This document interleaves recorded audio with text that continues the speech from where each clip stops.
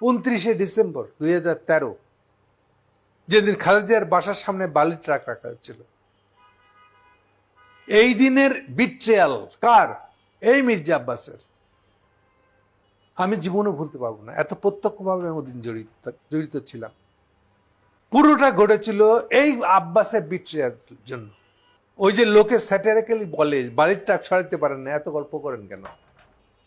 তো বালির ট্রাক সরানো, বালির ট্রাক ওখানে গেড়ে বসছিল তা আসলে মির্জা আব্বাসের জন্য, কারণ সে তার ব্যাংক বাঁচানোর জন্য নিজেকে বেঁচে দিচ্ছে হাসিনা কাছে।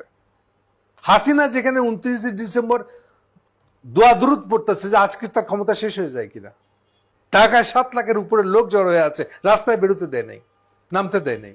এই আব্বাস একসঙ্গে মেরোনোর কথা ছিল মালিবাগের রেল গেটের ওখান থেকে, 1.5 থেকে 2 ঘন্টা আটকে রাখছিল, অপেক্ষা করে রাখছিল জামাত ইসলামের সমাবেশ মানে লোকজনদেরকে। ও কি রাস্তায় ওখানে ঘুরে ফিরে বেরোনো সম্ভব? তাও তারা অপেক্ষা করছিল। আব্বাস বলতেছে এই আসছি আমরা, ফাইনালে আসে নাই।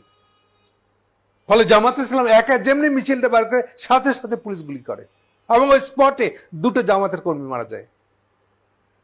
এগুলো আমরা ভুলে গেছি, আমরা জানি না।